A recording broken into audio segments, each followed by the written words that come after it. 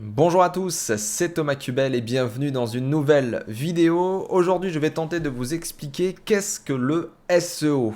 Quand on est débutant, on a souvent une idée un petit peu biaisée de ce qu'est le SEO. On voit le SEO comme un petit peu de la bidouille, comme quelque chose qui est assez nébuleux, on ne sait pas trop comment ça fonctionne. Et donc aujourd'hui, je vais essayer de vous donner déjà la définition du SEO avec l'aide de Wikipédia, comme ça vous pourrez aller voir la page et avoir une définition complète de ce qu'est le SEO.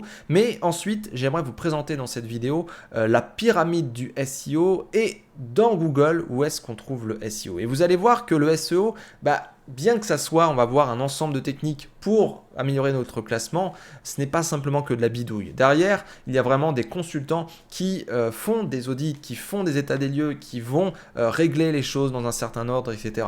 pour essayer de faire les meilleurs sites du monde. Alors, on va tout de suite passer sur l'écran et on va regarder tout d'abord la définition de SEO.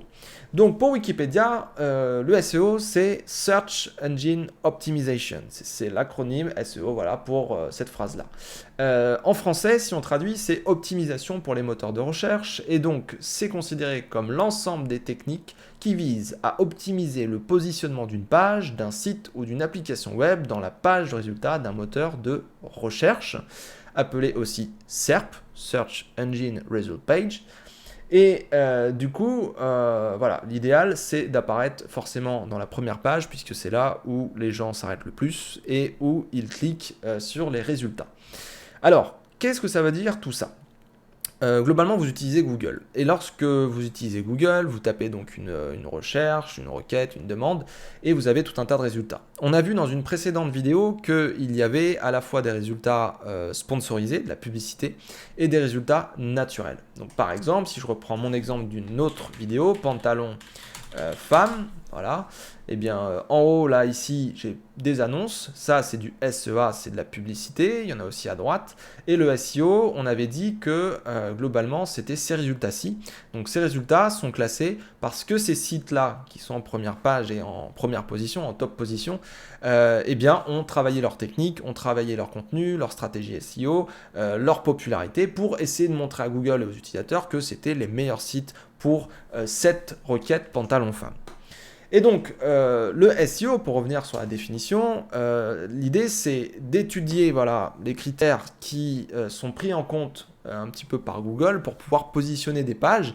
Donc, c'est vraiment déjà un travail d'observation, un travail lié à l'expérience qu'on peut avoir avec les sites, les changements qu'on va faire, le fait de faire des tests également, pour essayer de déduire eh bien, qu'est-ce qui a un impact sur le positionnement, que ce soit de manière directe ou que ce soit de manière indirecte.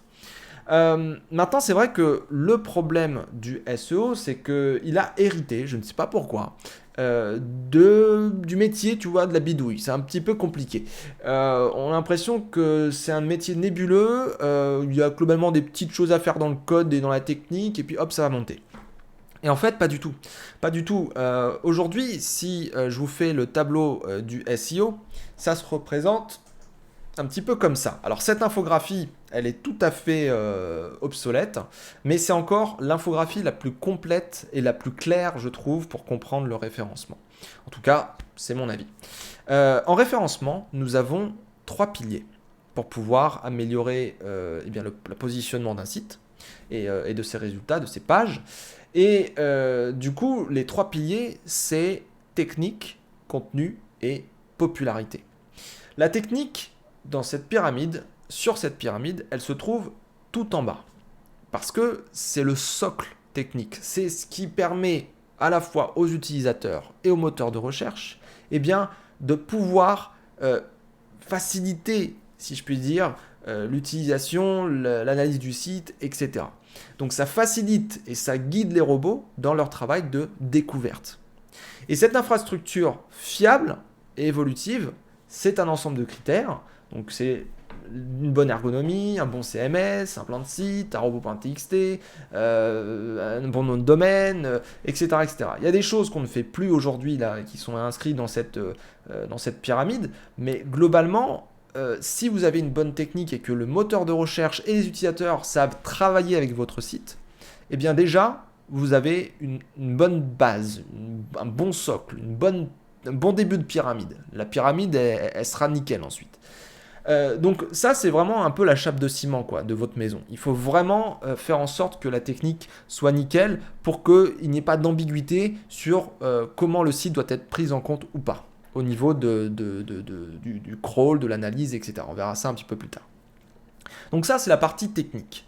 C'est quand même énormément de critères à remplir, énormément de choses à vérifier. Donc quand on fait des audits, des états des lieux avec les clients et qu'ensuite qu'on met en place, ça peut prendre quand même pas mal de temps. Ça dépend du site, ça dépend du CMS, ça dépend de si le développeur est efficace ou pas.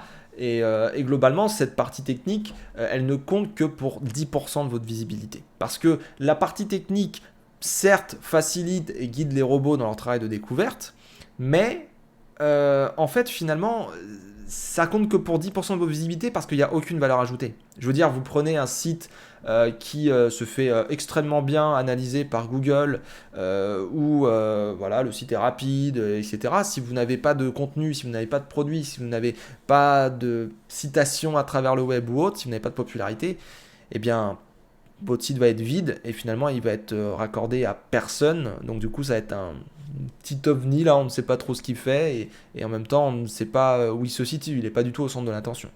Donc finalement voilà, cette partie technique est essentielle à travailler si vous avez des points bloquants et ou ralentissants.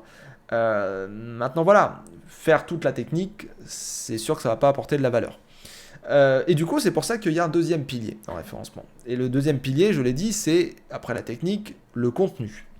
Et le contenu, en fait, là, c'est pour moi ce qui est le plus intéressant. C'est tout ce qu'on dit qui est on-site. C'est faire une stratégie SEO.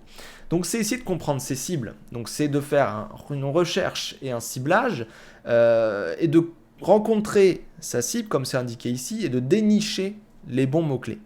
Alors, c'est même plus des mots-clés aujourd'hui, on parle plutôt de sujets ou d'intention de recherche.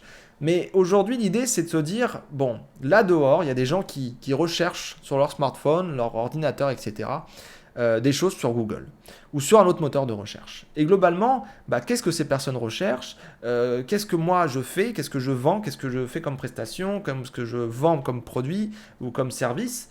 Et globalement, qu'est-ce que pourraient taper les gens qui, au final, à la fin du tunnel de conversion, à la fin de toute cette histoire, pourraient acheter mon produit.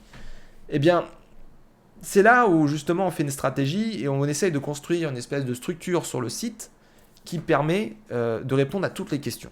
C'est globalement le discours du vendeur. C'est-à-dire que quand vous allez dans un magasin, eh bien, vous pouvez poser n'importe quelle question au vendeur. Bonjour, voilà, j'aimerais cuisiner un gâteau au chocolat, j'ai besoin d'un robot, j'ai besoin d'un moule, j'ai besoin d'un four. Bon, voilà, quel budget vous avez, quelle marque il faut choisir, quelle option, fonctionnalité, bref, toutes ces questions que vous pourriez avoir, eh bien, le vendeur va vous répondre à tout ça. Eh bien, c'est un site web qui doit répondre à tout ça quand on travaille sur le net. C'est-à-dire que globalement, le contenu que vous allez mettre sur vos pages catégories, vos pages produits ou même sur votre blog ou sur des guides d'achat, eh bien c'est typiquement le discours du vendeur. Et lorsque vous faites l'apparence de votre site, la technique, tout ça, c'est globalement le magasin avec toute l'électricité, tout le décor, tout ça. Il faut faire un magasin qui soit nickel.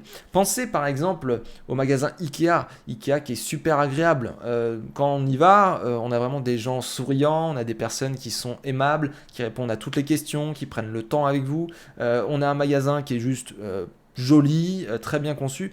Imaginez faire un magasin comme Ikea, mais cette fois-ci sur le net. Eh bien, vous allez tout de suite comprendre que le SEO, c'est multicasquette. Et finalement, que vous avez peut-être la partie technique, mais que vous allez travailler avec des web designers, des UX designers, vous allez travailler avec des développeurs web, vous allez travailler avec des infographistes, vous allez travailler avec tout un tas de personnes, des gens qui font de la vidéo, qui rédigent des contenus, qui vont aller contacter la presse pour vous rendre populaire, etc., etc. Donc aujourd'hui, finalement, le SEO, le référencement naturel, le socle, il est technique. Ensuite, on arrive sur les 2 étages au-dessus avec le pilier contenu qui est à la fois une recherche, un ciblage, rencontrer sa cible, dénicher les bons mots et également répondre à la demande des internautes, aider les gens, faciliter la compréhension du contenu pour les robots également. Et donc, une fois que vous avez fini ça, vous avez un site qui est super complet, qui a vraiment voilà, des contenus experts qui en apprennent beaucoup vraiment aux gens. Et des produits super, bien présentés, qui voilà, ne demandent qu'à être achetés, si je puis dire. Et il vous manque un pilier, le dernier, qui est en dehors du site pour le coup là, et qui est le volet popularité. Alors, volet popularité, c'est tout d'abord ce qu'on appelle des liens externes ou des backlinks. Des backlinks, c'est des personnes qui font, je sais pas, des articles, des vidéos, des contenus sur leur site à eux, et qui, au bout d'un moment, vont vous faire un lien vers votre site. Donc, ils vont vous citer comme référence, comme source, comme site intéressant. Et globalement, plus les gens parlent de vous, plus les gens vous citent, plus les gens vous donnent de la popularité. Et Google, ça, il le mesure. Et du coup, si voilà, vous avez un graphique, si je puis dire, un maillage externe qui est cohérent, où toutes les personnes de votre domaine disent, voilà, ça c'est la référence, c'est le meilleur site du monde, et bien au bout d'un moment, vous êtes au centre de l'attention, Google va le voir et il va vous faire monter en l'air puisque vous serez à la fois pertinent avec tout votre contenu et votre bonne technique et vous serez populaire parce que tout le monde parle de vous et que vous êtes au centre de l'attention. Donc finalement, le SEO, c'est tout ça. La technique, le contenu, la popularité. Et il n'y a pas que les backlinks. Ensuite, il y a le social, vous pouvez aller sur les réseaux sociaux, vous pouvez faire des échanges avec des gens, vous pouvez discuter. Il y a aussi d'autres métiers qui peuvent rencontrer le SEO et qui vont le rendre super intéressant. Vous prenez par exemple le CRO, Conversion Rate Optimization, l'optimisation du taux de conversion, permet avec le même trafic par exemple, parfois, d'avoir un taux de conversion plus élevé et du coup de vendre plus avec pour autant la même visibilité et le même trafic sur votre site, tout simplement. Voilà, c'était donc qu'est-ce que le SEO, trois piliers, technique, contenu, popularité. C'est un métier surtout autour du consulting avec des audits, un plan d'action, stratégie, recommandations, mise en œuvre, suivi, etc. Dans l'esprit de ces trois piliers de cette pyramide du référencement. Et du coup, c'est un travail heuristique qui permet vraiment d'avoir des bons sites et des sites qui deviennent des références dans leur domaine pour pouvoir monter dans les résultats des moteurs de recherche et notamment juste en dessous les annonces de Google. Voilà, sur ce, si vous avez aimé cette vidéo, eh bien likez, abonnez-vous à la chaîne et déclenchez la cloche des notifications et commentez, partagez, faites parler de la chaîne, c'est ce qui me permet de continuer et d'être encouragé. À très bientôt, merci.